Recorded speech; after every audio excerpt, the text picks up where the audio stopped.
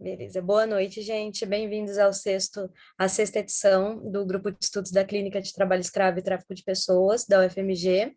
O tema dessa edição, como vocês viram no Instagram, é as etapas do combate ao trabalho escravo e tráfico de pessoas, as profissões e órgãos envolvidos no processo. Antes da gente começar o primeiro encontro, eu vou só passar uns recados rapidinhos. Todos esses recados que eu falar aqui agora, eles estão disponíveis no Drive, que a gente disponibilizou tanto por e-mail quanto por WhatsApp. Então, se você se inscreveu, você recebeu esse link por e-mail. Vão ser 6 encontros, a partir de hoje, todas as quintas-feiras, do dia 5 do 5, que é hoje, 12 do 5, 19, 26, 2 de junho e 9 de junho. O horário previsto dos encontros vai ser das 7 da noite até as 8h15. Para a obtenção do certificado, a gente tem duas formas de obter o certificado. Então, ou você vai assistir os 6 encontros ao vivo e escolher um desses encontros para fazer um resumo, e assinar todas as listas de presenças que a gente vai disponibilizar no final dos encontros ao vivo. Então, você vai assistir o encontro hoje, ao final do encontro vai ter um link para você assinar a lista de presença. Ou se você estiver vendo isso gravado, você vai assistir os 6 encontros e fazer 6 resumos sobre cada encontro e também mandar pelo link que a gente enviar de formulário. O link, ele já está no Drive também, e esse resumo, ele tem que ser enviado até o dia 11 de junho. Então, o último encontro, ele vai acontecer no dia 9, então até o dia 11 de junho a gente tem que ter esses resumos pelo link que está no Drive que a gente enviou por e-mail. Então, os certificados, para quem é estudante da UFMG, no final dos 6 encontros, a gente vai explicar como que tira pelo NIEP, e se você não for da UFMG, a gente vai enviar por PDF no grupo do WhatsApp e por e-mail também. Agora pode eu me apresentar, né? Eu sou a Natália, eu sou uma das monitoras do grupo de estudos. Hoje a gente também está com a Mari e com a Laís, que também são as monitoras do grupo junto comigo, e o João, que não está aqui hoje. Pode se apresentar, Laís. Oi, gente, boa noite. Só lembrar umas últimas coisas aqui. A clínica está com o edital de extensionista aberto, abriu ontem. São 6 vagas para estudantes do direito da UFMG. Vocês podem conferir todas as regras lá no link da bio do Instagram da clínica. O Instagram é @clínica trabalho escravo, tá? E hoje nós vamos receber o Maurício Fagundes. Ele é auditor fiscal do trabalho, chefe da divisão de fiscalização para erradicação do trabalho escravo do Ministério do Trabalho e coordenador nacional do Grupo Especial de Fiscalização Móvel. Maurício, seja muito bem-vindo, muito obrigada, e a palavra está com você. Obrigado, Laís. Obrigado à Clínica do Trabalho Escravo da FMG pelo convite de estar iniciando essa sequência aqui de apresentações. Eu trouxe uma apresentação aqui para fazer a todos, né, mas só me apresentando, sou auditor fiscal desde 2013, do último concurso, né, de 2013 para cá não teve mais concurso. Eu tomei posse em Roraima, eu fiquei lá por cerca de 3 anos, mais ou menos, quando eu recebi o convite para trabalhar na administração central, né, na Secretaria de Inspeção do Trabalho aqui em Brasília. Então, eu fiquei 6 meses trabalhando numa coordenação nacional de combate à informalidade e depois recebi o convite para estar à frente da divisão de fiscalização para a erradicação do trabalho escravo, a DETRAI, onde eu estou aí desde os últimos 4 anos e meio, mais ou menos. Vou começar aqui a compartilhar a tela.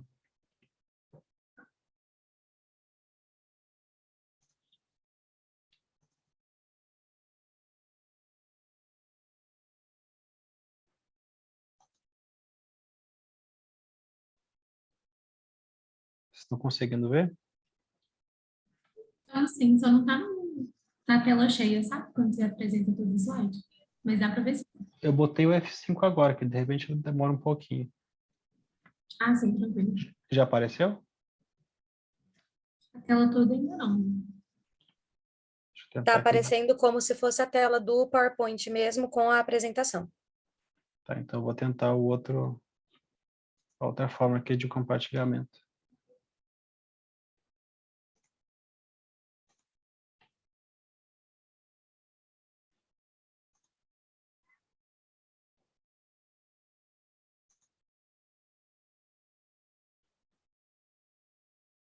Agora deu certo? Agora deu certinho. Tá bom.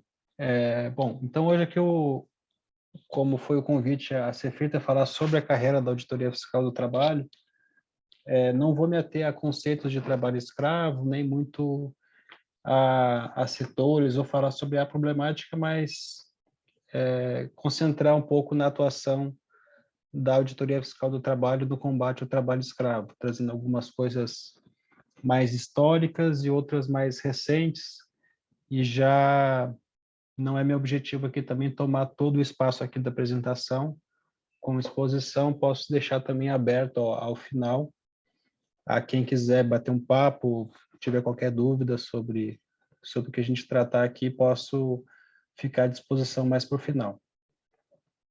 Bom, gostaria de trazer minha primeira percepção sobre a carreira da Auditoria Fiscal do Trabalho, na qual eu tomei conhecimento justamente por meio do combate ao trabalho escravo, né, e também por meio do trabalho do Grupo Especial de Fiscalização Móvel, ou simplesmente Grupo Móvel, ou simplesmente a Móvel, como carinhosamente é chamado. Então, uma forma de atuação, né, da auditoria fiscal, que pode ter uma ampla variedade de competências, né, no âmbito das relações de trabalho, mas o nosso foco aqui hoje é especificamente o combate ao trabalho escravo. Eu trouxe aqui apenas algumas competências, né, e as bases legais da competência da inspeção do trabalho no país. Podemos chamar tanto a auditoria fiscal do trabalho em razão do cargo, ou como inspeção do trabalho em relação a uma competência mais ampla.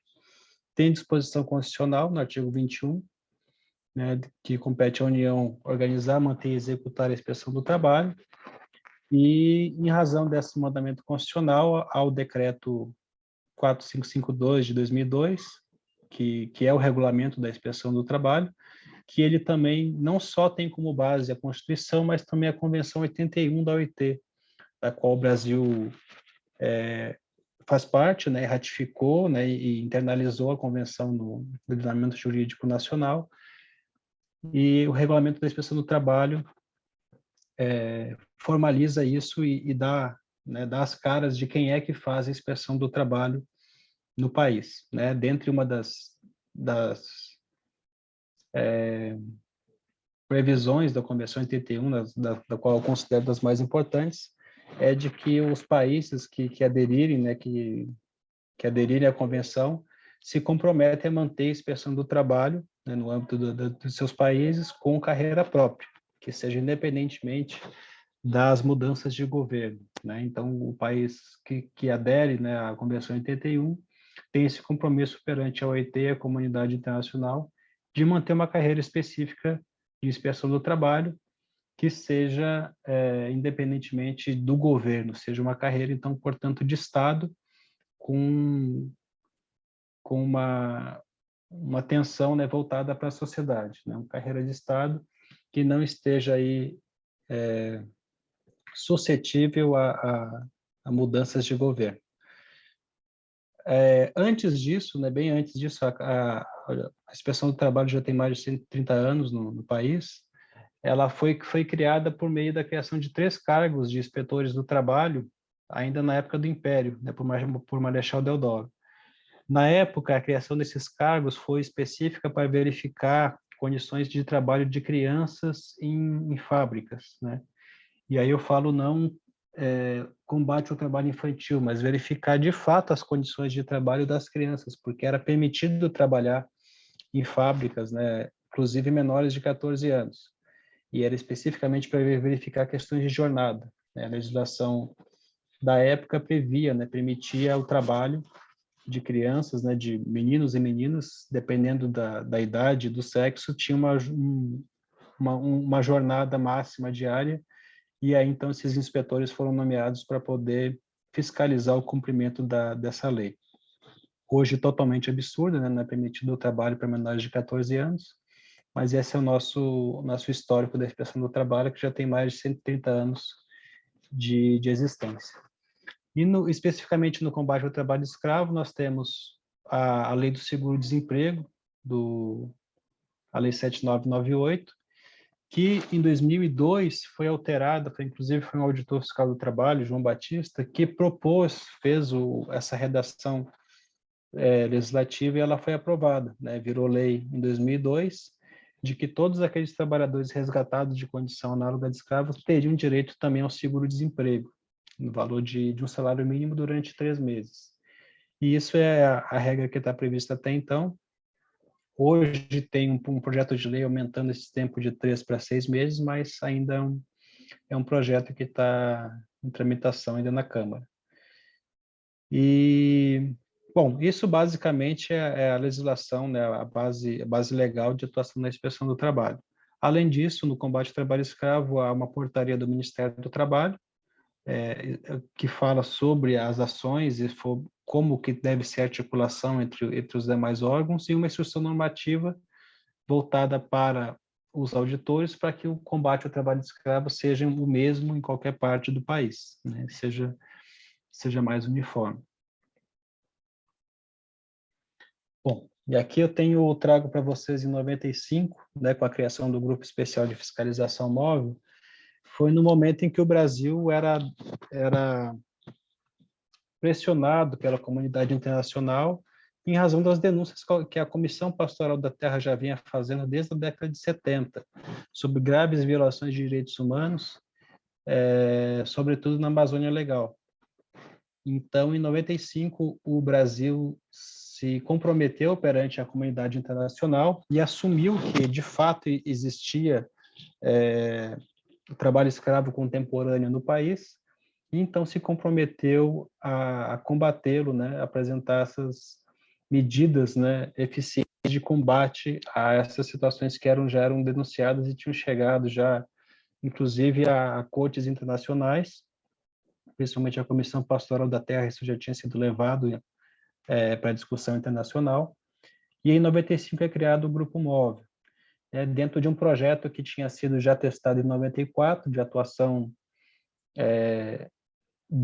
centralizada da inspeção do trabalho, embora hoje a gente tenha uma estrutura do órgão central vinculado ao Ministério do Trabalho aqui em Brasília, nós temos as superintendências regionais do trabalho, que tem cada estado na sua capital tem uma superintendência, tem as gerências do trabalho, que também tem auditores fiscais em alguns municípios maiores, como Uberaba, Uberlândia, Juiz de Fora, essas possuem gerências regionais, e também tem agências do trabalho, que é voltadas mais para as necessidades dos trabalhadores.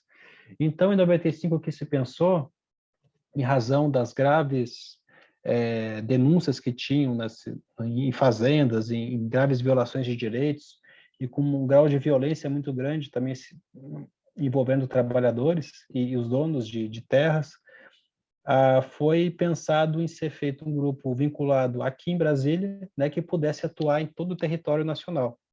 Então, a ideia desde o início foi não envolver os inspetores locais nas ações fiscais, em razão de prováveis, né, e bem possíveis represálias que poderiam ocorrer após essas ações.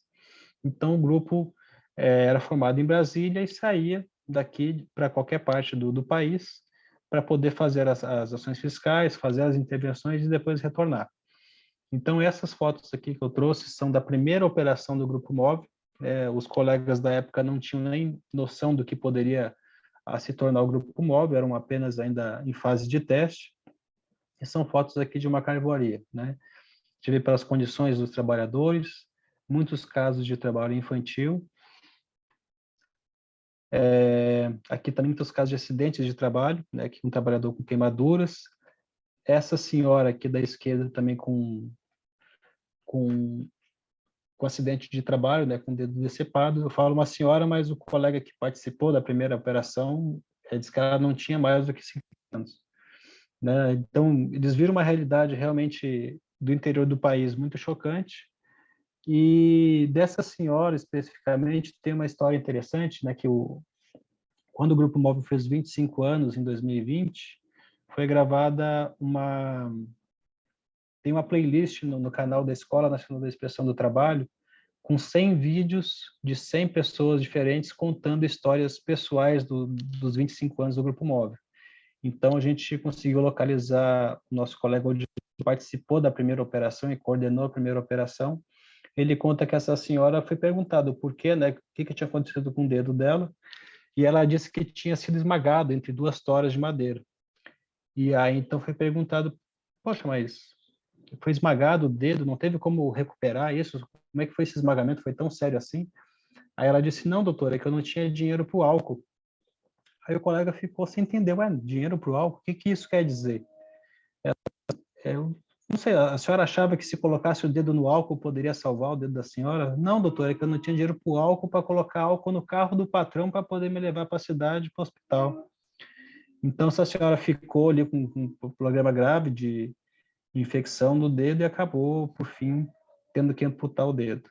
Então, essa é só a primeira história de chegada, de cartão de visita do Grupo Móvel é essa. Então, depois, hoje já são mais de 5.000 ações fiscais e provavelmente a Clínica do Trabalho Escravo já teve acesso a muito desses relatórios, né? Já fez trabalhos importantes junto com a Conatraz, junto com a Inspeção do Trabalho, e cada relatório de ação fiscal é praticamente que um mundo, né, completo, uma história a ser contada. Então, essas eram as condições que foram encontradas bem no início, na primeira operação do Grupo Móvel, e isso acabou depois culminando com a própria formação do conceito de trabalho análogo a de escravo, que nessa época ainda era, o artigo do Código Penal era apenas submeter alguém à condição análoga de escravo sem dizer o que era isso. Então, hoje a gente tem as 4 modalidades já bem desenhadas, bem definidas, então são realidades da época que contribuíram para a formação do conceito de trabalho análogo de escravo e também de formação de outras políticas públicas. Mas naquele momento o Grupo Móvel não saberia que mais tarde, né, hoje o Grupo Móvel é reconhecido pela ONU como uma boa prática da inspeção do trabalho no combate ao trabalho escravo e também é exemplo para outros países, né, adotarem essa mesma forma de atuação que é feita aqui no Brasil. Desde então, desde 95, já são mais de 57.000 trabalhadores resgatados dessas condições. Esses números estão no Radar City, que é o canal oficial da Inspeção do Trabalho que divulga os resultados dessas ações fiscais desde 95. O Radar City foi lançado em 2018, mas contém dados detalhados por unidade da federação, por ano, por atividade econômica, desde 95, em razão da grande necessidade que nós tínhamos na DETRAI, muitos pedidos de imprensa, de estudantes, da sociedade, de saber quantos, eu quero saber em Minas Gerais quantos resgates teve no ano de 2020, de 2010 até 2015. Né? Não tem necessidade da gente responder, a gente recebia realmente muitos pedidos dessa forma. Então, nós tivemos essa ideia de deixar os dados disponíveis ao público, então, quem quiser saber qualquer tipo de informação da política pública de combate ao trabalho escravo no Brasil, pode acessar o Radar City e fazer seus próprios filtros, né, e ter essas informações de forma instantânea, sem esperar. Também outra qualidade que tem o radar é a integralidade da informação, né? Então a informação está disponível, então tem como órgão, independentemente de quem tiver na chefia ou na coordenação dessas atividades, está adaptando a resposta a depender da pergunta que é feita. Então os dados estão disponíveis, qualquer pessoa pode ter acesso e pode fazer sua própria pesquisa e ter acesso a essa informação. Aqui só gostaria de trazer um pouco dos dados de ações fiscais, e o que a gente chama também na inspeção de ação fiscal é cada fiscalização, cada empregador fiscalizado, cada local de trabalho que esteja vinculado a uma pessoa, um empregador, que esteja explorando uma atividade econômica com a utilização, né, de mão de obra, né, de trabalhadores.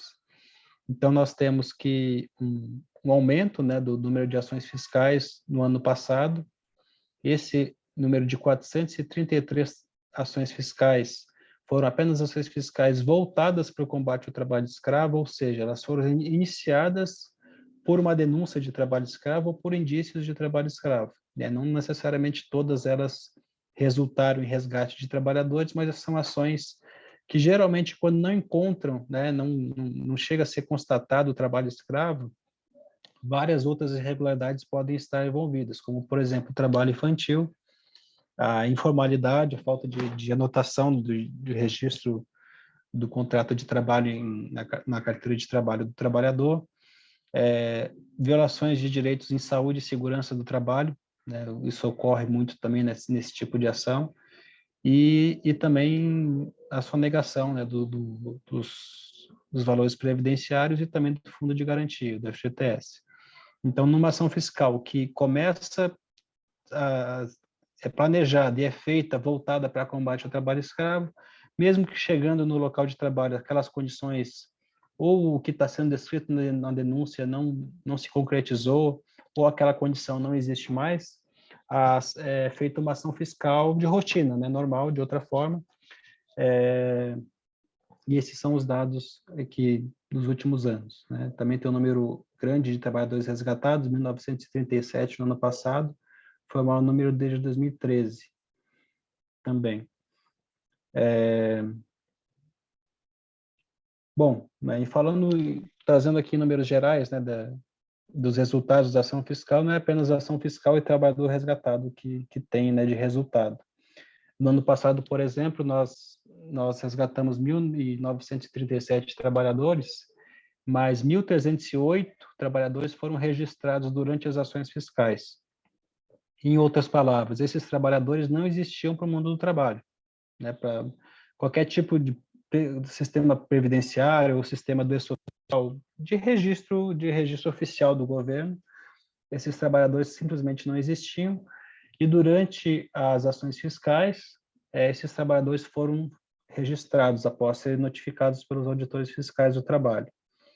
Então, esse é um dos pontos que eu gosto de trazer, de formalização, né, de algumas situações durante as ações fiscais, né? Isso é resolvido durante a ação fiscal, não exatamente num dia só, né, mas no decorrer a ação fiscal fica aberta. A partir do dia que realmente o comboio vai aos locais de trabalho, o empregador é notificado, ele tem um prazo para poder fazer isso, independentemente de ter trabalhador resgatado na sua propriedade ou não, né? Se tiver trabalhador informal, a Inspeção do Trabalho vai notificá-lo para poder regularizar essa situação. No ano passado foi pouco mais de 1.300 que apareceram para o mundo do trabalho após as ações fiscais. E se não tivesse ação fiscal, provavelmente ia ficar na mesma situação de informalidade. FGTS recuperado pelo Grupo Móvel, ano passado foram 3,7 milhões, e no momento se é constatado o trabalho escravo, né, naquela ação fiscal, o empregador é primeiro chamado e notificado a parar a atividade. Esse é o primeiro procedimento a ser feito pelo empregador, que é notificado pelos auditores. Para a atividade, né, esse tipo de atividade que, da forma que está, não pode continuar, ou se envolver condições de trabalho, de moradia dos trabalhadores, se estiver alojados em barraco de lona, ou qualquer coisa que seja, é notificado o empregador a levar esses trabalhadores para um local digno, né, até que seja pago os valores de verbas decisórias. Nesse momento que é notificado o empregador a parar a atividade, vai culminar também com o último dia de trabalho desses empregados e é o dia que vai ser calculado as verbas decisórias, né? O tempo de trabalho anterior até que o dia da ação fiscal, e aí é feito o cálculo das verbas salariais e rescisórias devidas aos trabalhadores e é estabelecido ali um período para esse empregador fazer esse pagamento. Então, no ano passado foram 10 milhões de reais pagos aos trabalhadores, durante as ações fiscais também, diretamente aos trabalhadores, em razão das notificações de resgate, e foi no maior número desde 95, né? Foi atingido no ano passado. E mais para efeito de curiosidade, a despesa corrente executada pelo pelo Grupo Móvel Nacional e pelas superintendências regionais no ano passado foi de 2,5 milhões. E aí está envolvido o valor de combustível dos carros, manutenção, diárias que são pagas aos servidores do Ministério do Trabalho, aos auditores fiscais e também aos policiais que acompanham a operação. E além de também passagem aérea, caso seja necessário esse deslocamento, como no Grupo Móvel é bastante comum de ser necessário. Então, aqui uma comparação rápida dá para saber que o valor que é de despesa corrente pelo Estado para executar essas ações é bem menor do que aquele valor que é recuperado aos cofres do governo em valores de FGTS, e ainda maior o valor retornado à sociedade em razão de direitos que muito provavelmente não seriam reparados se não fosse a ação de fiscalização. Aqui, só para dar o exemplo que eu citei anteriormente, as ações de combate ao trabalho escravo podem ser feitas tanto pelo GFM, pelo Grupo Móvel, como pelas unidades regionais, pelas superintendências regionais.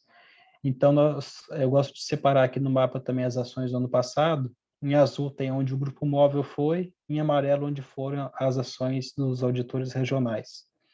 Tá? Então, isso é um panorama que se repete nos anos anteriores, que é um caráter de complementariedade das ações. O Grupo Móvel vai onde é necessário. Onde tem regional que faz, consegue fazer com pessoal, com articulação boa local também para poder fazer as ações, elas são feitas, o Grupo Móvel geralmente vai onde as unidades regionais não conseguem ir, ou então algum momento que tem muitas denúncias e não é possível atendê-las ao mesmo tempo. O Grupo Móvel hoje conta com a participação coordenado pela Auditoria Fiscal do Trabalho e conta com a participação do Ministério Público do Trabalho, do Ministério Público Federal, da Defensoria Pública da União e, necessariamente, o acompanhamento policial, seja pela Polícia Federal ou pela Polícia Rodoviária Federal, ou então polícias regionais, né? Ou então, e também militares de alguns municípios, se for necessário. A Polícia Federal também pode fazer, durante as ações fiscais, a própria procedimento, né, de persecução criminal, ao mesmo tempo que é feita a inspeção trabalhista na área administrativa trabalhista, pode ser feito também pela Polícia Federal o seu inquérito policial, a sua investigação com relação ao mesmo fato. Então, uma dos motivos pelo qual o Ministério Público Federal participa das ações e a Polícia Federal também, não só pela segurança do grupo, mas também para poder já iniciar o processo penal juntamente com a ação fiscal. Isso é uma dos pontos da sentença do caso Fazenda Brasil Verde, que exige que o Brasil também tome medidas para agilizar a persecução criminal de quem explora trabalho escravo.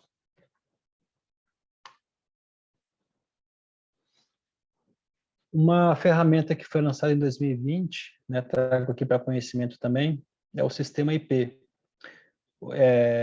Lá em 2018, nós tínhamos dificuldade, né, de receber denúncias de vários órgãos, do Ministério Público do Trabalho, do CPT, do Disque 100. Consolidar isso tudo aqui na DETRAI e decidir o que o Grupo Móvel atende, o que a gente manda para a unidade regional, é difícil se a gente não tiver um padrão, né, de como receber essa informação. Às vezes, alguma informação que realmente relata um caso grave vinha com informações que são essenciais, né, do tipo, até quando que vai essa atividade? Né? Então, por experiência, a gente sabe que algumas atividades, qual o tempo que aquela atividade demora. Se a gente receber uma denúncia que fala sobre rosto de Juquira, mas a denúncia é do ano passado, né, e por algum motivo alguém deixou de enviar isso para a gente sabe que muito provavelmente essa denúncia não vai ter mais fundamento, já deve ter perdido objeto, em razão das atividades e a experiência que a gente tem. Mas então o sistema IP foi um sistema que a gente criou, né, já voltado para como receber essa denúncia e quais as informações necessárias que a gente precisa ter, né? Também tomou cuidado para que o denunciante não ficasse aparente, não precisasse se identificar.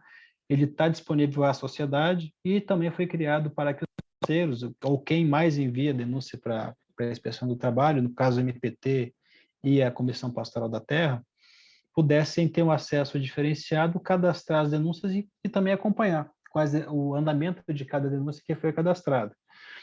Então, o sistema foi pensado para o próprio gerenciamento das denúncias, ficasse de forma mais eficiente.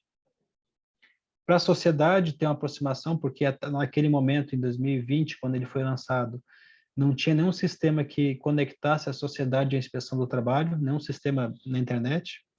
Um cidadão que quisesse fazer uma denúncia na inspeção do trabalho teria que ir pessoalmente a uma gerência ou uma superintendência do trabalho para poder fazer essa denúncia, de que é uma insanidade do tamanho que é o Brasil, se não tem menor sentido. E também pensamos nas organizações parceiras, nos órgãos parceiros que também nos enviam informações e como eles podem também ter esse retorno, né, daquilo que foi atendido, o que não foi, o porquê que não foi atendido. E trago aqui dentro do sistema também algo que é importante da gente, né, do que a gente foi pensado para ele. Alguns dados, alguns são obrigatórios, outros não, e a previsão das atividades, obviamente, estava aqui também, se tivesse informação para nós, também é melhor. E depois o formulário vai conduzindo o usuário a perguntas. Bem simples, a gente pensou justamente para qualquer pessoa que saiba ler e escrever, por conseguir preencher, né? Perguntas simples que depois ao serem respondidas, elas, no final do questionário, elas apontam para indicadores, que são os mesmos indicadores que nós temos na instrução normativa para toda a inspeção do trabalho de como atuar no combate ao trabalho escravo. Então, a depender do que é preenchido no questionário, ao final dele já são preenchidos os indicadores de trabalho escravo. Que isso já nos dá um peso de gravidade daquela denúncia, né? Ou até a gente pode dizer até o usuário pode chegar à conclusão de que aquilo não é uma denúncia referente ao trabalho escravo, né? Só pelo número de indicadores que podem ser marcados por aquilo que ele preencheu anteriormente. Então, ao final do questionário também pode ser colocado alguns indicadores que, porventura, no questionário não tenha sido abordado, e aí então a gente consegue ter, ao final do questionário, o que a gente chamou de índice de relevância de trabalho escravo. Então, essas aqui são denúncias do período de teste, né, do sistema. A gente tem aqui numa coluna o índice de relevância, que são o número de indicadores, né, que foram identificados naquela denúncia, e isso vai nos ajudar a planejar, dizer onde que tem maior gravidade e como atuar, né, em que momento. Por parte de gestão, isso facilitou bastante. Aqui uma visão geral do sistema, em determinado momento, né, com uma visão geral de todo o país, do número de denúncias recebidas. Outra questão importante também é com relação à denúncia, que a gente não pode tratar isso aqui como sempre denúncia de trabalho escravo. São denúncias recebidas no sistema IP, ou recebidas pela DETRAI. Se é uma denúncia de trabalho escravo ou não, isso vai depender, realmente, obviamente, de uma fiscalização, né? Mas, por algum motivo, a pessoa pode ter recebido essa denúncia e achar que é trabalho escravo, ela pode fazer denúncia. Se não for caso de trabalho escravo, ela pode ser deixada por uma prioridade menor, mas ela pode ser atendida também aproveitando o deslocamento do grupo móvel ou de alguma unidade regional a alguma parte do país, né? Então, a gente procura buscar a eficiência do deslocamento para atender alguns casos, mesmo sabendo que a gente veja que ali não há indícios suficientes para configuração de trabalho escravo, mas provavelmente há algumas irregularidades e nós podemos atender da mesma forma. Aqui o número de denúncias recebidas após o sistema IP, ele foi lançado em 2020, já com o maior número de denúncias já recebidas nos últimos 10 anos, e no ano passado recebemos o dobro de denúncias do ano anterior, né? Só o primeiro ano completo, né, de vigência, né, do sistema IP ativo e disponível para a sociedade. Trazer aqui para vocês alguns fatos concretos, né, de ações fiscais, e aqui trago uma do projeto regional de Minas Gerais, de combate ao trabalho escravo, de fiscalização em colheita de café. Aqui tem uma primeira abordagem dos trabalhadores na frente de trabalho, na própria frente de trabalho de colheita de café, são analisados primeiro a qualificação desses trabalhadores, né, já se busca saber se realmente estão com carteira assinada ou se estão em completa informalidade, de que forma quanto tempo ficam na frente de trabalho, se almoçam nesse local, se fazem necessidades no mato, se tem banheiro próximo ou não, da onde que, se tiver algum sinistro, onde é que pode buscar ajuda, o quão longe que estão de algum ponto de apoio da fazenda, né, em caso de acidente, algum acidente grave, principalmente quando está se lidando com ferramentas cortantes. Então, aqui tem uma primeira análise na frente de trabalho. Depois, se for o caso de trabalhadores alojados na fazenda, tem a verificação física dos locais, onde que cada um tá dormindo, né? Tem cama disponível? Não tem? Colchão, quem é que estava esse colchão? Trouxe junto consigo? Né? Foi descontado do salário ou não? Então, todas essas informações são coletadas ou na frente de trabalho, ou também com os trabalhadores. Geralmente nós pedimos, né, que cada um mostre onde que dorme para ter essa certeza, e é registrado, tudo isso é registrado em vídeos e fotos para compor o relatório final da ação fiscal. Condições de alojamento, né, isso é um fator que pesa bastante para as condições degradantes de trabalho, né, quando nós chamamos de condição de aviltamento de vida e trabalho, ou seja, tanto o trabalho quanto a vida daquele trabalhador depende daquela condição na qual ele está submetido, né? Geralmente, trabalho rural é necessário pernoite na própria fazenda, em razão das distâncias, e aí então é fiscalizado qual é a condição que esse trabalhador está alojado, né? Se é que tem, além de ter a norma regulamentadora 31, que fala da saúde e segurança do trabalho no campo, também é verificado questões de saber se esse local é adequado para um repouso da jornada de trabalho, né, do tipo de atividade laboral que é feita durante o dia, se as condições higiênicas desse local também permitem que o trabalhador possa se recuperar de uma jornada de trabalho extenuante e sobre o sol, enfim, a céu aberto. E também condições higiênicas de alimentação. Onde que é feita a comida? Como é que chega a comida para vocês? Né? Quem é que traz isso? Ou os próprios trabalhadores cozinham, tem algum lugar improvisado que é feita essa alimentação, de que forma? Então, tudo isso a ação fiscal realmente tem uma análise bem ampla em termos da fiscalização trabalhista, se atendo a aspectos que nós chamamos de legislação trabalhista, que são a própria CLT, né, os contratos de trabalho, se é contrato de safra ou se é um vínculo de trabalho permanente, um contrato de trabalho normal por tempo indeterminado, e também de saúde e segurança no trabalho, né? Principalmente se voltado para trabalho rural, temos uma NR que trata disso, assim como há outras 37 NRs que tratam de cada atividade, de cada atividade econômica que necessite de uma norma específica para tratar a saúde e segurança dos trabalhadores. Então, são uma ampla gama de legislações que são verificadas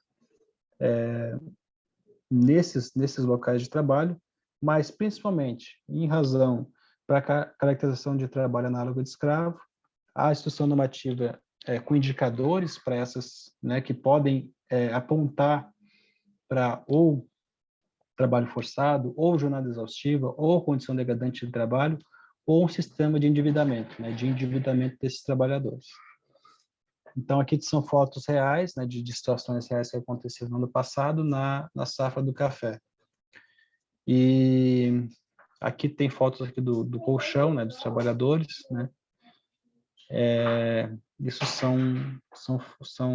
é um exemplo só, mas que ocorre muito, né, não só nesse tipo de atividade econômica, mas qualquer uma que envolva o trabalho rural, ou que não há qualquer tipo de preocupação, há uma total negligência com a qualidade, né, de trabalho desse trabalhador, ou então o local no qual ele vai pernoitar enquanto está à disposição do empregador.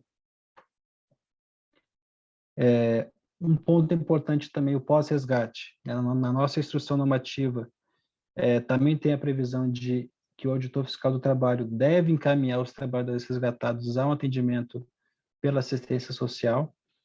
E aqui tem um caso também de janeiro do ano passado. Nessa primeira foto aqui da esquerda, talvez não dê para identificar. Eu mesmo, quando vi a foto, não consegui identificar. O colega teve que me explicar. Aqui é um barraco de lona que está apoiado em uma bananeira, dentro da fazenda. E esse era o local onde ele dormia, esse trabalhador. Na foto do meio aqui tem o interior desse barraco, com as coisas dele, né, com o local ali onde ele dormia. Totalmente improvisado, né? Isso normalmente são os próprios trabalhadores que acabam fazendo isso, porque não tem outra opção. Ao ser feito aquele contrato de trabalho de forma verbal, né, aceito o trabalho, geralmente o trabalhador não tendo opção, né, de alojamento, ele mesmo acaba providenciando uma maneira de minimamente de poder ficar na fazenda. E essa foi a forma que o trabalhador conseguiu fazer esse barraco de lona. E aí depois do resgate, ele foi encaminhado e referenciado ao sistema de assistência social para que o sistema possa acompanhar, né, a situação desse trabalhador, ou alojá-lo em algum abrigo, né, da cidade, ou então tentar uma reunião familiar, né? Geralmente a gente, nas ações de resgate, também é muito comum ter essa reunião familiar de muitos anos, né? O trabalhador tem alguma irmã, uma filha que não fala há muito tempo, e aí se consegue esse contato depois de muitos anos. Também é comum de ter um trabalhador não ter condições, não ter contato, e aí se conseguir esse contato depois de vários anos.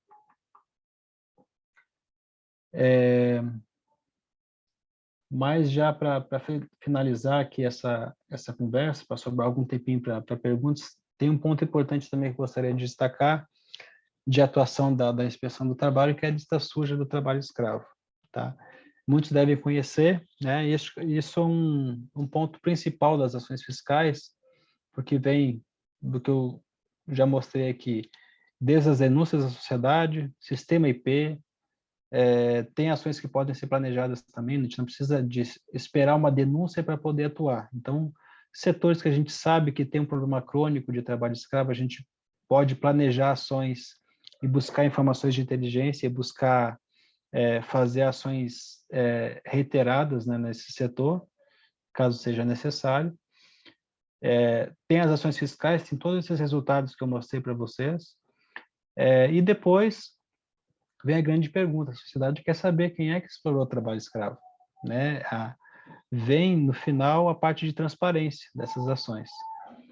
E o controle social exige, né? Exige esse tipo de informação, e a lista suja hoje tem embasamento tanto na Constituição, direito à informação, e também na Lei de Acesso à Informação, no qual os órgãos têm que disponibilizar de forma, na transparência ativa, informações de interesse coletivo e geral. E a lista suja é um deles, né? As pessoas querem saber, as empresas, bancos privados hoje também pedem essas informações, inclusive para poder avaliar o risco de negócio. Então, hoje nós temos a lista suja como uma ferramenta de transparência, né? Também reconhecida pela ONU como uma das boas práticas da inspeção do trabalho no combate ao trabalho escravo. E hoje ela é regulamentada por uma portaria interministerial, né, do então Ministério do Trabalho e o Ministério dos Direitos Humanos, uma portaria de 2016. E aí, então, o processo, de forma bem resumida, da ação fiscal vai gerar, principalmente no caso de trabalho escravo, pode gerar vários autos de infração, porque a cada infração trabalhista gera, o auditor fiscal é obrigado a lavrar um auto de infração para cada infração que é vista no local de trabalho. E no caso de ser constatado trabalho escravo, deverá também ter um auto de infração específico. Hoje ele é capturado no artigo 444 da CLT. Então é feito esse auto de infração, descrevendo toda a situação específica de trabalho análogo de escravo. Por que aquilo que foi verificado na ação fiscal foi constatado trabalho escravo? O auditor fiscal do trabalho tem que mostrar isso nesse auto de infração. Assim como ele obedece às mesmas regras de qualquer auto de infração, né, de questões materiais, de conteúdo, de formalidade, e cada auto de infração gera um processo administrativo no qual o administrado se defende, né? Ele exerce o seu contraditório o direito ao contraditório para a defesa, e ele pode fazer isso em 2 instâncias administrativas. A primeira, se a autuação foi em Minas Gerais, ele pode se defender perante a Superintendência Regional do Trabalho, em primeira instância, e se ainda assim o recurso dele, a defesa dele não for aceita, né, pela primeira instância, ele pode recorrer a uma segunda instância, que é aqui em Brasília. Então, após 2 instâncias administrativas, se ele não lograr êxito em se defender, né, e o auto de infração for declarado procedente, aí só a partir desse momento que o nome desse empregador pode constar do cadastro de empregadores, né, que é conhecido popularmente como lista suja do trabalho escravo. Então, aqui tem um exemplo de um auto de infração, né, lavrado em Roraima. Tem uma emenda específica, que é manter trabalhador em condições contrárias às disposições de proteção ao trabalho, fala especificamente de trabalho escravo, e isso está capturado no artigo 444 da CLT. Então, o histórico da ação fiscal vai dizer: a ação fiscal começou na data tal, foi feita na fazenda tal, ou no estabelecimento tal, 9 auditores fiscais de trabalho, um para uma procuradora, um defensor público, 8 agentes da Polícia Rodoviária Federal, enfim, conta toda a história, né, para dizer exatamente o que foi encontrado, quando foi, como foi, o fato é relacionado no auto de infração, para que o administrado possa exercer seu direito ao contraditório em de defesa. Então, desse auto de infração, lavrado por auditor fiscal do trabalho, se ele for declarado procedente pela administração, aí sim, então, o nome desse empregador vai constar do cadastro de empregadores, vai constar da lista suja. Aqui está como ele está disponível hoje na página do Ministério do Trabalho, né? Peguei uma das últimas atualizações, dessa forma que aparece: ano da ação fiscal, o estado, o nome do empregador, seja ele uma pessoa física ou pessoa jurídica, número de trabalhadores envolvidos, atividade econômica, o CNAE, a data que esse auto de infração foi declarado procedente, e aí já não cabia mais nenhum tipo de recurso por parte do administrado, e a data que ele é incluído. Então, cada nome que é incluído no cadastro, ele fica por 2 anos publicado, e aí, então, o nosso papel de transparência ativa está cumprido, né? O que acontece depois do cadastro é puramente um controle social, do qual a inspeção do trabalho não tem nenhuma ingerência. E aí, então, eu vou citar aqui como é que foi criado, né? Quem é que pensou nessa forma de lista suja, e que isso acaba hoje tendo repercussão. Lá pelos anos 2000, o meu colega, que era o então chefe da DETRAI, da divisão que hoje eu chefio, eles recebiam os relatórios do Grupo Móvel, e o colega percebeu uma coisa estranha: todos os relatórios tinham, os relatórios vêm dizendo a situação, com muitas fotos, e tinha uma coisa em comum em todos esses relatórios, que eram fotos, né, principalmente da entrada da fazenda, que tinham placas como essa que está na apresentação, com a propaganda, né, do banco que emprestou recurso àquele estabelecimento rural. Na época, esses recursos eram do Fundo Constitucional e dos fundos estaduais. Então, eram recursos públicos que eram repassados a bancos, né, a instituições de fomento, a atividade principalmente rural. E aí, então, no contrato, essas fazendas, nos contratos bancários, tinha lá a previsão: a gente vai emprestar, a forma de pagamento é tanto, juros é tanto, e tinha uma cláusula dizendo que você tem que colocar uma placa na sua fazenda dizendo que está recebendo recurso ou do Estado ou da União, e com o nome do banco. Então, era mais ou menos parecido com essa placa que está na foto. E acontecia muito, né? Essa é uma fiscalização do ano de 2000, e tem um financiamento de 11 milhões. Então, 11 milhões em 2000 já era um valor já bastante expressivo. E aí, então, o que era feito, né, com esse investimento? O que estava sendo desenvolvido nessas atividades econômicas? Daqui o alojamento dos trabalhadores, né? Os trabalhadores dormiam junto com um depósito de sal e adubo. né? Então, o que foi pensado? O que foi pensado, então, na DETRAN nesse momento? O governo federal está financiando indiretamente o trabalho escravo. Isso não tem o menor sentido, né? Então, o que nós podemos fazer? Então, na época foi feito conversas com o Ministério da Integração para poder ver uma forma legal de evitar que o governo federal emprestasse, né, financiasse atividades econômicas que já tinham envolvido, né, ou tivesse atividades econômicas que tivessem envolvimento com graves violações de direitos humanos. Não tinha o menor sentido o governo federal fazer isso. Então, a criação da lista suja foi algo pensado nessa época, né, e ela foi gestada já no início dos anos 2000. Teve a mudança de governo do Fernando Henrique para o Lula, né? Então, nessa mudança de governo, a ideia da lista suja continuou, e em 2003 ela foi publicada, né? E essa portaria do Ministério da Integração, proibindo que o governo federal, aliás, proibindo que bancos que recebessem recursos públicos do governo financiassem pessoas físicas ou jurídicas que estivessem na lista do cadastro de empregadores do Ministério do Trabalho que tivesse envolvimento com trabalho escravo. Então, esse foi um ponto principal naquela época para evitar que o governo financiasse indiretamente e que, mais tarde, isso tomou outras proporções. Da mesma forma que ninguém gostaria de financiar, né, nem com recurso público, da mesma forma, o investimento privado não tem interesse em financiar estabelecimentos dessa natureza, como, por exemplo, com essas informações que tem constando no relatório. Os trabalhadores trabalhavam doentes, com dor de barriga devido à má alimentação, de que tinha alimentação boa só para os gatos, né, os gerentes da fazenda, que havia ameaças de morte, né, e também fraudes, né. Muitas vezes os trabalhadores tinham um salário pactuado e não era pago.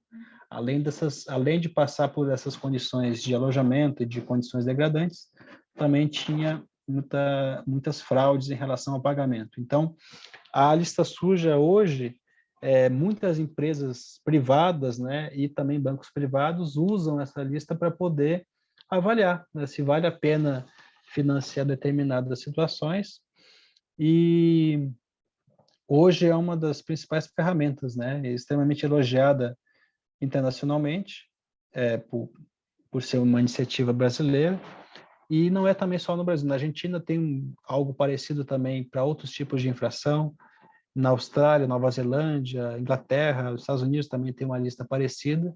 Inglaterra tem uma que é para ações em empresas que submeteram trabalhadores a grave e iminente risco de acidentes ou adoecimento do trabalho.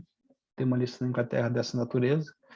Então, hoje o cadastro de empregadores tem uma visibilidade e um controle social muito grande, né? E é isso que eu tinha para trazer para vocês, né? Se tiver alguma questão, alguma dúvida, eu encerro por aqui para que a gente possa bater um papo, enfim, fico à disposição. Muito obrigada, Maurício. Já tem várias perguntas no chat, mas antes das perguntas, só avisar para todo mundo que está aqui que a Laís está mandando agora no chat a lista de presença. Então, para conseguir o certificado, por favor, assinem a lista de presença que ela mandar. E eu vou ler para você a primeira pergunta que a gente recebeu, que é da Juliana Lopes. Ela perguntou: esse aumento no número de denúncias no site, no sistema IP, é diretamente proporcional ao aumento do trabalho escravo ou à plataforma que ficou mais conhecida e acessível? Bom, a gente tem uma grande parte do número de denúncias pela facilidade que foi pensada para ele receber essas denúncias. Mas a gente nem de longe eu posso arriscar dizer que ele tem como mensurar a quantidade de trabalho escravo no país. Ele só pode dar, no máximo, uma ideia, né, uma perspectiva, em razão que a gente conhece, né, os trabalhadores que são resgatados dessas condições. Ainda assim, por mais que tenha sistema IP, assim, para o trabalhador, ele tem que ter um acesso à internet, tem que ter um computador, um celular. E ainda assim, alguns trabalhadores que têm celular, consegue se comunicar, muitas das vezes a gente é surpreendido, porque ele fala, doutor, manda um áudio aí porque eu não sei ler, né? Minha leitura aqui é muito fraca, ou não tem muita leitura, como eles costumam dizer. Então, a gente vê que tem uma defasagem muito grande ainda de acesso, né? Hoje, 10% dos trabalhadores, no ano passado, 10% dos trabalhadores resgatados eram analfabetos, né? Isso sem contar os analfabetos funcionais. Então, o sistema IP não tem esse poder de aferir a quantidade de trabalho escravo no país, mas ele pode nos dar alguma ideia assim, do que está acontecendo. Antes de passar, então, para a próxima pergunta escrita, a Heloísa Gama está com a mão levantada, então pode abrir o microfone se você quiser falar, Heloísa. Desculpa, eu estava assinando a lista. Tudo bem, gente? Boa noite. Maurício, opa, saí no celular, desculpa. Estou ouvindo. Tá me ouvindo? Tudo bem, gente? Boa noite. É prazer sempre te ouvir falar, privilégio mesmo. Mas eu queria... acho que quando a gente fala de auditoria, a gente pensa sempre em resgate, né? Acho que é a associação direta que a gente faz, mas ao mesmo tempo, quando a gente pensa em resgate, a gente lida com o fato de que existe acho que um fluxo muito grande de pessoas que são ressubmetidas a uma situação de trabalho escravo, que vocês lidam com essa situação no dia a dia de vocês, né? Eu queria ouvir um pouquinho do trabalho da auditoria sobre as estratégias de prevenção. O que vocês fazem para além do resgate? O que vocês fazem para impedir que pessoas sejam colocadas em situação de trabalho escravo? Existem estratégias de prevenção? Que tipo de cooperação que vocês fazem aí pelo Brasil, com a sociedade civil ou com outros órgãos institucionais? Obrigado, Elisa, pela pergunta. É um prazer também saber que tu está aqui assistindo, né? Já que tem bastante estudiosos do tema, é uma honra te ter aqui assistindo a esse grupo. Embora nós, assim, a DETRAI hoje, né, a gente fala de DETRAI e também da atuação da fiscalização, tem um quadro muito reduzido e, assim, é aquilo que é necessário para poder atender aquilo que é o mínimo que é a nossa competência e a nossa missão, que é combater o trabalho escravo, que é fiscalizar, né? Mas, ainda assim, a gente busca, por meio de articulação no âmbito da Comissão Nacional de Dedicação ao Trabalho Escravo, a CONATRAI, que, por sinal, também já é uma comissão antiga, desde 2013 ela existe, para que a gente possa levar, e tem diversos parceiros também, o Ministério da Mulher, Família e Direitos Humanos, o Ministério da Cidadania, tem a sociedade civil também presente.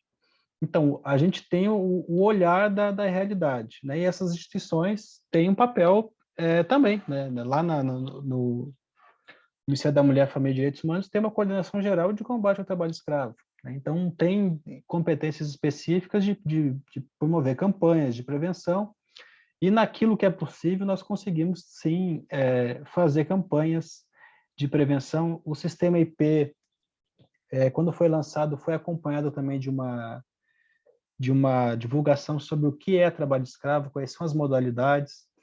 No ano passado, aliás, em 2020, nós fizemos uma campanha, aproveitando o embalo de uma campanha chamada Proteja o Trabalho, né, que é voltada para migrantes, que nós fizemos cartilhas explicando o que é trabalho escravo no Brasil, quais são os direitos básicos dos migrantes. Isso está disponível em espanhol, inglês, francês e em árabe também.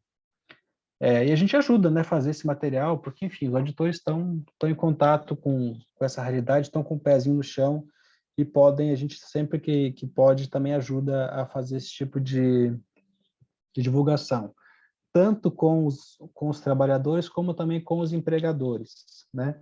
Agora mesmo, hoje pela manhã, foi lançado o programa Trabalho Sustentável para a Inspeção do Trabalho, que busca um maior diálogo social com os empregadores para mostrar problemas, principalmente algumas cadeias produtivas que nós vemos que têm problemas crônicos e como a cadeia pode nos ajudar a prevenir a ocorrência, né? Então, por exemplo, alguém que tenha indústria do café, uma siderúrgica que tenha nomes ali envolvidos na lista suja, acabam realmente manchando o próprio setor, mas a lista suja tem esse papel, ela coloca ali o nome de quem praticou aquilo. mas, de forma geral, o setor fica manchado. Então, é uma iniciativa da CIT agora recente, foi lançada hoje, de colocar, de trazer esses setores, né, do topo da cadeia produtiva ao diálogo social e nos ajudar também a promover o trabalho decente em Nome? toda a cadeia produtiva. Isso se chama Programa Trabalho Sustentável.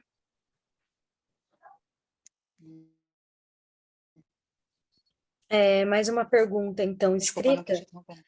Essa pergunta é do Edilson Obrigada. Bueno. Quer terminar, Heloísa?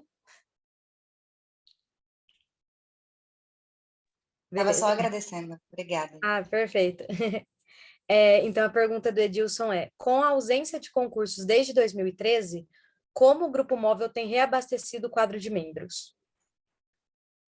Bom, o Grupo Móvel tem, desde 2011, tinham 4 equipes, né, fixas, né, específicas do Grupo Móvel, e assim, eram equipes de 13 auditores cada uma, né, nesse momento aí tinham 12 auditores, depois, quando eu assumi a Detan em 2017, a gente conseguiu colocar cada equipe fixa com 4 auditores, né, porque às vezes, dependendo da operação, ficava muito pesado para os colegas fazerem resgates com mais de 100 trabalhadores, já complicava, ou então se tinha muitas ações fiscais abertas em uma mesma operação, ficava difícil encerrar essas ações. Então, ali por 2018, nós conseguimos ficar com 4 equipes e com 16 auditores fiscais. Com uma reposição natural, né, isso o Grupo Móvel realmente tem uma rotina de trabalho muito pesada, né? Está fora de casa durante 15 dias no mês, né? Fica 2 semanas fora, em operação, volta para terminar os trabalhos da operação, aquilo que pode ser feito à distância, levantamento de FGTS, as notificações, acompanhar se os trabalhadores foram resgatados ou não, fazer os relatórios das ações fiscais, e depois de 2 semanas já está de novo em campo. Então, é uma rotina que é bastante puxada, né? Confesso, os colegas que hoje estão aí realmente são verdadeiros heróis. E no Grupo Móvel, só os auditores fiscais que são fixos, né? Então, os procuradores do trabalho mudam a cada operação, a polícia também, os defensores também, e quem tem a rotina, né, na sua própria rotina de vida de Grupo Móvel, são os auditores, desde 95. E isso realmente, quem vai ficando mais cansado, até vai saindo e vão dando lugar para os outros. Mas com a falta de auditores, né, desde 2013 sem concurso, nós conseguimos trazer para o Grupo Móvel outros auditores que tinham interesse de ter essa experiência de Grupo Móvel, né, dependendo por N razões, né, quando entrou na carreira não tinha condição de estar viajando, de repente por algum motivo agora a pessoa está disponível, não, agora eu posso, essa rotina de Grupo Móvel eu consigo agora. Então, de 16 auditores em 2018, nós conseguimos ter hoje nós temos 22. Então, a gente conseguiu formar mais uma equipe, né? A gente não conta com uma equipe fixa, mas com uma equipe extra, e também nós temos hoje auditores que estão à disposição para poder fazer ações de apoio a unidades regionais, né? Quando tem alguns colegas que não têm experiência no combate ao trabalho escravo, a gente manda um colega para poder fazer ação fiscal com apoio de outros colegas e também já passar a experiência prática, né? Uma coisa é a gente montar um curso na Escola Nacional, deixar disponível, faz à distância. Outra coisa é a aprendizagem que tem na prática. Então, nós temos colegas realmente com interesse, né? Temos uma carreira de cerca de 2.000 auditores hoje no Brasil. No último processo seletivo para o Grupo Móvel, nós tivemos apenas 16 interessados. Desses 16, nós chamamos esses 5, né, que hoje estão participando. Então, desses 16, a gente ainda conseguiu. É lógico que os 16, alguns desistiram, né, no decorrer do processo seletivo, nós ainda conseguimos chamar 5 auditores que tinham interesse em compor o Grupo Móvel, ou seja, sair da sua unidade regional e ficar à disposição aqui da Inspeção do Trabalho aqui em Brasília e fazendo essas ações exclusivamente de combate ao trabalho escravo. Luciana Aparecida perguntou: dentre as características do trabalho escravo, qual a de maior incidência? Trabalho degradante, jornada exaustiva, dívida, trabalho forçado? Bom, nós não temos um estudo, e aí acho que a clínica seria um ambiente ideal, né, para quem quisesse realmente fazer com algum recorte temporal. Lógico, ninguém vai conseguir fazer isso para 5.000 relatórios, né, que estão disponíveis, mas por unidade da federação, por ano, isso é possível fazer. Nós não temos nenhum estudo para dizer, da forma geral, qual é a distribuição dessas modalidades de trabalho escravo, mas por experiência, com certeza eu posso dizer que a condição degradante de trabalho é a que mais aparece. E também acontece muito também de ter mais de uma dessa modalidade, ou jornada exaustiva junto com condição degradante, ou condição degradante junto com servidão por dívida. Então, é o que a gente mais observa, mas isso aqui é só um olhar de quem coordena as ações, né? Não tem nenhum estudo específico nesse tipo para esse tipo de olhar, né, das modalidades. Na época, quando foi construído o conceito em 2013, apareciam as quatro juntas, né? Então, era muito comum encontrar essas quatro modalidades todas juntas de uma situação só. Hoje já é bem mais difícil, né? Hoje a gente já encontra elas mais isoladas, da forma que tem o tipo penal, mas também a gente ainda encontra bastante a conjugação entre elas. A Fernanda perguntou se o percentual de denúncias, ela gostaria de saber se o percentual de denúncias não investigadas é divulgado e se as fotos dos resgates que estão disponíveis são públicas e onde pode encontrar. A gente divulgou no ano passado, quando o Sistema IP completou um ano, nós fizemos um balanço do número de denúncias e foi cerca de 1/3 das denúncias, elas não foram nem... teve um tratamento das denúncias de mais de 80%, ou seja, o tratamento o sistema recebeu e teve alguma ação, né? Ou foi encaminhada para o grupo móvel, foi encaminhada para a unidade regional ou foi arquivada. Mas cerca de 30% das denúncias que nós recebemos, elas não tinham nenhum tipo de indicador de trabalho escravo ou não tinham informações suficientes. Alguma coisa do tipo assim, meu salário todo mês atrasa 3 dias, agora esse mês atrasou uma semana. E está lá a denúncia registrada. Então, isso não é denúncia de trabalho escravo. Então, isso, para fins da atuação do grupo móvel, isso não é considerado, é simplesmente arquivado. Então, a gente divulgou no ano passado, né? Esse percentual de 1/3 do que foi recebido não foi arquivado de imediato. E as fotos dos resgates, algumas fotos nós temos, né? Geralmente, quando é publicado pela imprensa oficial, geralmente são fotos, a gente toma cuidado para não divulgar fotos que tenham a identificação do trabalhador, né?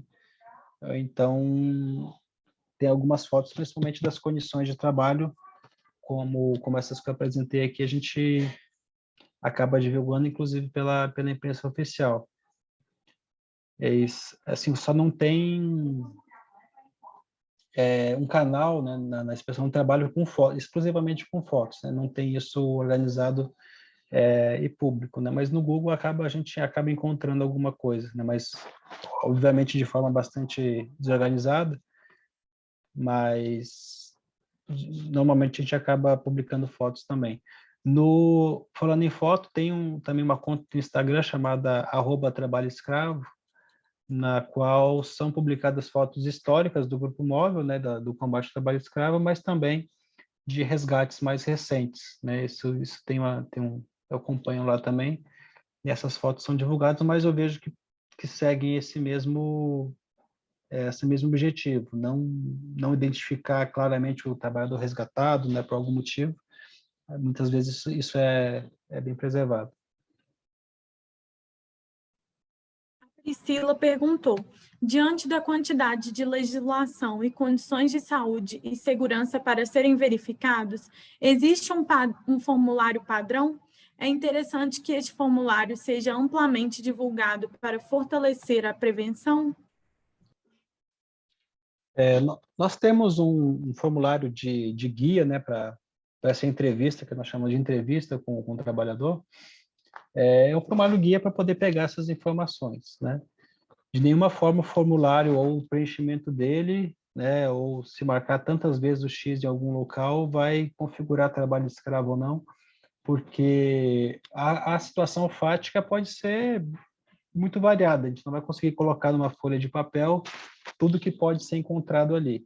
Geralmente o formulário a gente usa para poder qualificar aquele trabalhador, né, e ter algumas informações básicas, do tipo, qual a turma que ele veio, quem foi a pessoa que chamou ele para trabalhar, qual alojamento que ele está, e depois dessas informações, além desse formulário, nós temos a tomada de declaração, que é uma declaração que é reduzida a termo, na qual o trabalhador vai responder algumas perguntas que sim, né, para poder confirmar a situação que foi verificada, e ele depois vai assinar, né, se ele souber assinar, ele vai assinar esse depoimento e a gente já vai anexar isso ao relatório de fiscalização. E por falar em formulário também, hoje foi lançado dentro dessa campanha do Programa Trabalho Sustentável, uma ferramenta de autodiagnóstico pelos empregadores, que é uma ferramenta que é mais voltada para a saúde e segurança, na qual o próprio empregador pode acessar e preencher, né? Tem um formulário a respeito das condições de saúde e segurança do seu ambiente de trabalho. Então, ele pode preencher esse formulário e ter ali um diagnóstico de como anda a sua preocupação com saúde e segurança dos trabalhadores. Isso foi lançado hoje também no âmbito da campanha Trabalho Sustentável. A Gislaine Saraiva perguntou: já teve casos de locais onde se constatou o trabalho escravo ter reincidência, uma nova fiscalização em outro período e se constatou novamente trabalho escravo? Teve sim, e a gente fez o levantamento, foi para a OIT, acho que foi em 2018, de que 1,73% dos trabalhadores já tinham sido resgatados mais de uma vez. De um quantitativo de cerca de 50 mil, tinha aí cerca de 600 que já tinham sido resgatados mais de uma vez. No documentário Servidão, né, tem o personagem principal ali da central do documentário, que é o trabalhador Marinaldo, que ele foi resgatado 3 vezes. Mas ele no documentário ele fala que ele já passou pela mesma situação outras 13. Então teve 13 vezes que ele passou pela mesma situação. Trabalhar, rosto de juquira, barraco de lona, endividamento, enfim, né? E em 3 ocasiões ele foi resgatado. Ele está aqui no banco de dados do seguro-desemprego aqui 3 vezes o nome dele. E acontece, né? Inclusive eu já teve trabalhador que eu já resgatei em Roraima, que eu acabei encontrando ele alguns anos depois, em outra situação, mas não caso de trabalho escravo, mas inclusive com carteira assinada, né, com os direitos sendo com pagamento em dia, né? Isso a gente acaba encontrando muito. Isso é bastante comum os auditores encontrarem os mesmos trabalhadores, inclusive os de reincidência, né? Inclusive de reincidência. No ano passado, numa ação fiscal aqui em Goiás, nós encontramos um trabalhador que tinha sido resgatado no mesmo ano. Então, no mesmo ano, ele tinha sido resgatado 2 vezes. Uma aí em Minas Gerais e a segunda aqui no final do ano, aqui no interior de Goiás. Mas não é um percentual muito alto de reincidência, mas ele é preocupante, né? Qualquer caso de reincidência, o Estado tem que se preocupar porque falhou em ter oportunidade a esse trabalhador que não fosse um trabalho dessa forma, né? Não só de oportunidade, mas também de responsabilização e o próprio empregador poder mudar sua própria conduta. Felizmente, nós temos um histórico também, uma experiência boa de encontrar trabalhadores resgatados em outras situações como essa mesmo que eu falei, né? Em situações totalmente diferentes. A Priscila Pimenta perguntou, na sua opinião, como a análise dos indicadores da atuação do grupo móvel poderia contribuir com a prevenção?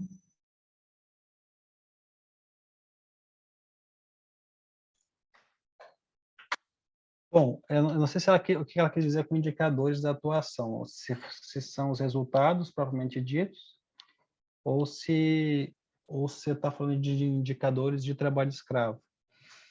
Mas hoje nós já trabalhamos com os indicadores, principalmente no caso de trabalho escravo doméstico, de ter essa divulgação da própria atuação. O trabalho escravo doméstico foi um caso que as histórias são muito parecidas umas com as outras, muito parecidas mesmo. Desde o trabalho infantil, de não ter, daquela criança que é pega para criar, ou como se fosse da família, mas que teve uma trajetória totalmente diferente dos demais filhos, né? Então esse tipo de experiência, nós, sempre que é possível, nós conseguimos fazer da divulgação, né? E promover também. Hoje tem uma campanha nacional do trabalho doméstico decente, que também envolve um eixo também para o trabalho escravo. Então, toda essa atuação que nós temos, também é bastante importante que isso seja divulgado para a imprensa. Então, o caso Madalena é um caso bem emblemático, porque de 2017, desde o primeiro resgate de trabalhadora doméstica até 2020, quando Madalena foi resgatada, era cerca de 3 ou 4 trabalhadores resgatados por ano, com histórias também muito, muito parecidas.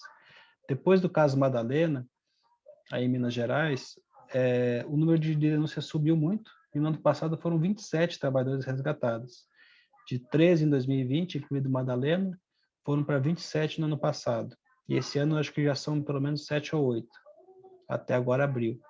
Então, isso realmente mostrou para a sociedade um problema que estava ali invisível, porque não é uma coisa de agora tem isso. Não, são casos os maiores casos de tempo de exploração são esses casos de domésticos, que giram em torno de 30, 40, 50 anos. Então, acho que esse tipo de atuação ajuda, né, a sociedade a identificar os casos e, inclusive, também de preveni-los, né, caso isso possa ser feito. A Maricília Matos perguntou, é possível regionalizar o trabalho escravo? Por exemplo, o maior número de denúncias está concentrado no Rio de Janeiro, um estado menos agrário que os outros exemplos. As denúncias seguem as atividades econômicas principais de cada estado, ou, independente da atividade econômica, são mais ligadas ao trabalho rural? A gente tem cerca de 70% dos resgates de trabalho escravo ainda no meio rural. As denúncias não acompanham a atividade econômica principal de cada estado, né? Mas tem estados realmente, tem atividades econômicas que são bastante marcantes, né? Em cada estado com relação ao trabalho escravo, como o cultivo de café aí em Minas, né? E o carvão já fica um pouco mais espalhado entre Minas Gerais e em outros estados, mas fica um pouquinho outra parte do Espírito Santo também com café, tem alguns casos, mas não dá para assim, relacionar a atividade econômica principal como potência ou como potencial do Estado, não tem vinculação direta com o trabalho escravo dessa forma. E também tem com relação a acesso, né? Geralmente, os trabalhadores do Sudeste, Minas Gerais também, tem muita facilidade, né, e acesso à informação, diferentemente de alguns trabalhadores do Norte. Então, a gente não pode dizer que não tem denúncia no Norte, que não tem trabalho escravo. Tem trabalhadores de Minas que conseguem usar o sistema IP, mandam fotos, vídeos, gravam conversa com o gato e não conseguem inserir no sistema. Coisas que a gente, em outros estados, a gente não é bastante raro de se ver, que envolve também acesso à informação, né? Acesso tanto à tecnologia, quanto à capacidade também de conseguir se comunicar e relatar aquele fato que está acontecendo.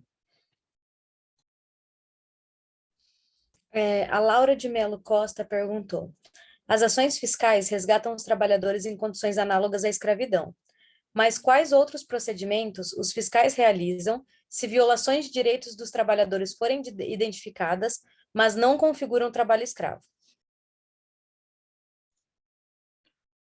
Bom, acho que eu comentei na apresentação de quando não é caracterizado o trabalho escravo, né, ou a denúncia faltou essa informação, e a gente mesmo assim foi fiscalizar para ver o que era de fato, ou então a informação estava errada na denúncia. Quando não há esse caso de ser constatado trabalho escravo, vai ser verificado questões de registro dos trabalhadores, né, de saúde e segurança, principalmente, e às vezes tem questões de trabalho infantil, né, que pode ser trabalho infantil que não está relacionado ao trabalho escravo. E, enfim, é feita uma ação fiscal completa, inclusive também com fiscalização de recolhimento do FGTS. Então, quando não há trabalho escravo, geralmente sobra ainda muito trabalho em relação a todas as outras áreas de inspeção. Saúde e segurança no trabalho também pode ser que haja algumas infrações e seja necessário fazer autuação ou até mesmo embargo e interdição de atividades, por estar ocasionando um grave e iminente risco à saúde, né, desses trabalhadores. Então, essas são alguns procedimentos que são tomados, né, em também ações de combate ao trabalho escravo. Assim como o trabalho escravo não é só tirar o trabalhador, resgatar um trabalhador, não é só tirar ele daquele local e levar para outro, né? A gente busca também, sempre no âmbito do direito trabalhista, reparar os direitos daquele trabalhador, guia de seguro-desemprego, fazer a responsabilização adequada do verdadeiro responsável pela infração trabalhista, que vai culminar também com lista suja. Então, esse é todo o procedimento que nós chamamos realmente de resgate. Não é só tirar o trabalhador, dar uma carona para ele até a unidade do CRAS ou do CREAS. Isso não é resgate, né? Isso é só tirar ele de um lugar e levar para outro. Às vezes pode realmente ser uma situação boa, né? Pode ter benefícios ao trabalhador só retirar ele daquele local que pode estar ali prejudicando ele. Mas a completude de reparação de direitos e até ele mesmo de se reconhecer como cidadão, como trabalhador, de saber que tem direitos que ele nem imaginava que poderia ter, né? De que ele poderia... É muito comum ainda o trabalhador rural achar que não tem direito a ter a carteira assinada, a ter uma previdência, né? Então, é o momento do resgate que nós chamamos de resgate da própria dignidade do trabalhador, de saber que ele tem direitos, né? Mas mesmo quando isso não ocorre, né, e houver qualquer tipo de infração no local, ou atraso de salário, isso é notificado ao empregador a corrigir, e se for caso de necessária autuação, não for algum tipo de exceção por dupla visita, algo do tipo, também é feito o auto de infração respectivo a cada infração que é verificada. O Edilson Bueno perguntou: na sua opinião, a lista suja promove a identificação e responsabilização de toda a cadeia produtiva do trabalho escravo? Não, porque o cadastro de empregadores, então o nome que consta no cadastro de empregadores é aquele empregador direto, né, responsável direto por aquela violação. Assim como tem número de trabalhadores envolvidos, está diretamente ligado ao empregador que estava ali responsável por aquela atividade. Então ele está identificado, não está identificado a cadeia produtiva. O governo americano mantém uma lista que se chama lá que ele tem uma divisão entre produtos que tem possibilidade, né, ou indícios de trabalho escravo e também de trabalho infantil. Ele coloca atividade econômica geral, né, o pecuária, o café, cana-de-açúcar, enfim, né. Lá tem esse tipo de monitoramento de outros países, não do próprio Estados Unidos. Outros países fazem esse monitoramento. E a lista suja, ela não, assim, ela pode indicar que há problemas na cadeia. Se tiver muito caso de trabalho escravo em carvão, na lista suja, isso pode indicar também para siderúrgicas que tem algo a ser feito com relação ao trabalho decente na sua cadeia produtiva. Isso pode só acender um alerta, mas ele não responsabiliza a cadeia produtiva como um todo, porque ele tem essa peculiaridade de identificar quem é o empregador, né? Para o setor econômico como um todo, a lista suja é benéfica, porque aquele empregador que promove o trabalho decente, que é comprometido a garantir os direitos trabalhistas aos trabalhadores, por mais que ele cumpra isso, não vai estar o nome da atividade no qual ele está inserido. A atividade vai estar lá, mas só que tem o nome da pessoa. Então, ele consegue separar e até identificar de forma mais justa quem é que cometeu essa irregularidade, né? Não tem essa força de responsabilizar a cadeia produtiva. A Natália, Mariana... rapidinho, Ah, bem ok. pontual, só porque é sobre isso. Já teve Beleza. gato na lista suja? Já teve cadastro de gato? Não. De aliciador de gato, não. Porque, geralmente, o gato não é uma figura que é o empregador, de fato, né?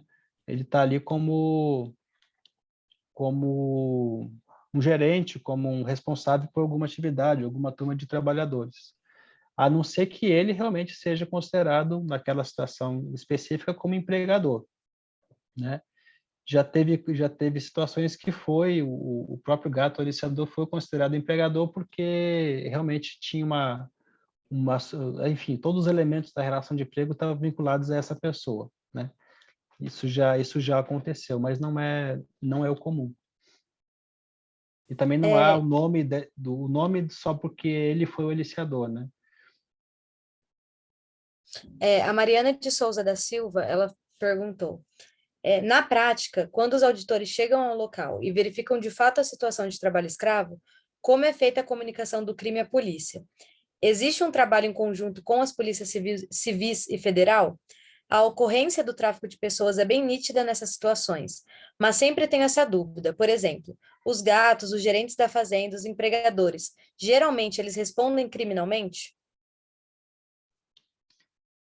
Sim, justamente pela a natureza de articulação, né, e de multi-institucional do Grupo Móvel, a Polícia Federal também acompanha as operações. Nem sempre ela consegue fazer, ao mesmo tempo, a persecução criminal, mas isso acontece em alguns casos. Se não for feita a persecução criminal, o inquérito ser instruído durante a ação fiscal, e às vezes ocorre também de ser uma ação fiscal de rotina. Quando chega no local, a situação está bem pior daquilo que poderia se imaginar. E aí sim exige que o auditor faça os procedimentos de resgate. E aí ele está sozinho, não está com outra instituição, e aí sim ele vai comunicar às instituições desse fato. Ainda assim que as instituições não possam ser agregadas a esse momento do resgate do trabalhador, todos os relatórios de ação fiscal com ou sem resgate, que chegam aqui na DETRAI, eles são encaminhados para o Ministério Público do Trabalho, Ministério Público Federal, Polícia Federal, AGU, DPU e Receita Federal. Então, a polícia, o MPF e a PF também têm acesso a todos esses relatórios e podem abrir os inquéritos e instaurar. Recentemente, surgiu algumas notícias no Maranhão, da Polícia Federal cumprindo mandados de busca e apreensão em alguns endereços vinculados a tráfico de pessoas e trabalho escravo. São resultados desses relatórios. Depois que teve o resgate, o relatório é enviado e a polícia começa a analisar. Aí sim, Luiz, ele vai pegar lá no relatório está dizendo quem é que foi o gato. Então, ele pode separar o crime de trabalho escravo, 149, 149A é essa pessoa aqui que está envolvida, e aí sim foi aberto o inquérito e conseguiu os mandados de busca e fez essas operações para responsabilização criminal dessas pessoas, né? Vou ler agora a última pergunta, da Luciana Aparecida Lotto. Qual o posicionamento da instituição, AFT, no tocante ao tema 1158, definir os elementos para configurar o delito de trabalho escravo, no STF sobre repercussão geral? Definir os elementos para configurar o crime de trabalho escravo? O MPF está contrário à decisão do TRF1 por ter considerado as condições degradantes como comuns na realidade rústica brasileira, ou seja, como se cada região fosse diferente da outra, justificando essa condição degradante, não condenando o fazendeiro. Não, a gente não tem no Grupo Móvel, a nossa instrução normativa que nós temos como indicadores para a caracterização do trabalho escravo, analisa qualquer trabalhador, né? A gente não tem, acho que até por princípio constitucional, nós não temos como dizer que um trabalhador é detentor de mais direitos do que outro. ou então de que um trabalhador pode ser submetido a um grau de violação maior porque ele veio do sul ou ele veio do norte, né? Isso não tem o menor sentido. Inclusive, independentemente da origem desse trabalhador, né? Até se ele for indígena, ele tiver algum tipo de a vivência desse trabalhador ou o costume desse trabalhador é esse, tudo bem. Mas se ele está no ambiente rural e está exercendo ali atividade rural subordinada a alguém, e aí sim ele acaba se encaixando na qualidade de trabalhador rural, né? Não tem como dizer que ele não tem direito porque porque a origem dele possa relativizar isso. Não, ele é trabalhador rural como qualquer outro. E o amparo, né, o arcabouço legal de direito desse trabalhador é o mesmo para qualquer um. Então, isso no grupo móvel, dentro da inspeção do trabalho, nunca foi levantado, né, ou questionado sobre qualquer coisa nesse sentido. E a nossa posição é o que já vem sendo feito há 27 anos, independentemente do local que esse trabalhador esteja, ambiente rural, ambiente urbano, se for constatado realmente condições degradantes de trabalho, jornada exaustiva, trabalho forçado, servidão por dívida, esse trabalhador vai ser resgatado e também tem direito à reparação a reparação desses direitos laborais como qualquer outro trabalhador. Bom, gente, então é isso. Maurício, muito obrigada. Só elogios aqui no chat, todo mundo agradecendo. Foi muito esclarecedor e foi um prazer ter você no nosso primeiro encontro, né, dessa edição. Lembrar vocês, gente, de assinar a lista de presença, de entrarem no grupo do WhatsApp, de acessarem o Drive para poder ver bibliografia e todas as regrinhas de resumo, de obtenção de certificado, que foi que a Nath falou no começo. E é isso, semana que vem, quinta-feira, 19 horas também, com a presença do doutor Luciano Dornelas, que é delegado da Polícia Federal. Muito obrigada, gente. Boa noite. Muito obrigada, Maurício. Obrigado, boa noite. Obrigada, gente. Muito obrigada, Boa Maurício. noite, gente. Tchau, tchau. Obrigada. Boa noite.